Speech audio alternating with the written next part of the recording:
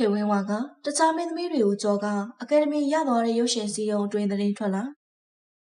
အားလုံးကထိတ်ဆုံးမှန်ထားတဲ့ဝတ်မုံရွှေကြီးကိုကြောပြက်ပြီးမင်းသမီးခေဝင်းဝါတယောက်ရွှေစင်ရုပ်ထုကိုစုကူသွားနိုင်တယ်ဆိုတဲ့အတွင်းသတင်းတွေကပရိသတ်တွေကြားမှာအတော်လေးကိုပိုလေးတကြောဖြစ်နေပါတယ်မြန်မာရုပ်ရှင်လောကမှာအမြင့်ဆုံးဂုဏ်ထူးဆောင်ဆုဖြစ်တဲ့အကယ်ဒမီပေးပွဲနားနီးလာပြီဆိုရင်ဘယ်သူတွေရမလဲဆိုတာကအမြဲတမ်းစိတ်ဝင်စားစရာပါဒီနေ့မှာတော့မျိုးသမီးဇက်ဆောင်ဆုအတွက်ဝတ်မုံရွှေကြီးရတနာဘုံနဲ့ခင်ဝင်းဝါတို့၃ယောက်ဟာအပြိုင်ဆိုင်နေသားမှရှိနေပါတယ်။ဒါပေမဲ့အခုထွက်ပေါ်လာတဲ့လှုပ်ဝက်သတင်းတွေကခင်ဝင်းဝါကပဲဒီနှစ်ရဲ့အကယ်ဒမီကိုပိုင်ဆိုင်သွားဖို့အခြေအနေကောင်းဆုံးဖြစ်နေတာပါ။အတွင်းသတင်းတွေမှာခင်ဝင်းဝါကိုရေပန်းစားစေတဲ့အဓိကအကြောင်းရင်းကတော့သူမပါဝင်တရုပ်ဆောင်ထားတဲ့ပြောတဲ့ရုပ်ရှင်ဇာတ်ကားကြီးကြောင့်ပါပဲ။ဒီဇာတ်ကားမှာခင်ဝင်းဝါရဲ့တရုပ်ဆောင်မှုတွေဟာအရင်ကနဲ့မတူပဲအဆင့်တန်းတစ်ခုတက်လှမ်းသွားတာကိုတွေ့ရပါတယ်။ခင်ဝင်းဝါကိုဇလန်းစမှာခက်ဆွဆွာနဲ့ချောမောလှပတဲ့အပြိုမလေးတူဖြစ်တွေ့ရပေမဲ့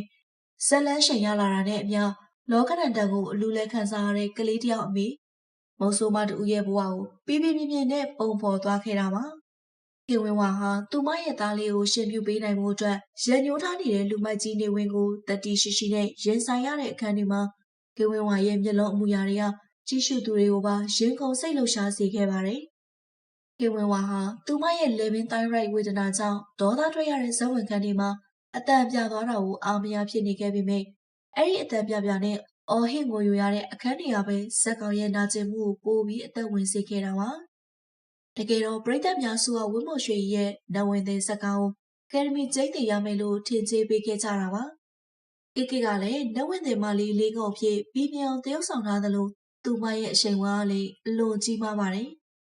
ဒါပေမဲ့အကယ်ဒမီဒိုင်လူကြီးတွေရဲ့အမြင်မှာတော့နဝင်တဲ့လိုမျိုးပူကက်တရုပ်ဆောင်ရတာထက်ဘဝလောကဓာတ်ကိုအောက်ခြေရနေခါခါသီးသီးခံစားပြသွားတဲ့ခင်ဝင်းဝါရဲ့ဒရမာအတင်ကလည်းပိုပြီးအမှုပညာစင်တန်မြင့်မားတယ်လို့ယူဆကြပုံရပါတယ်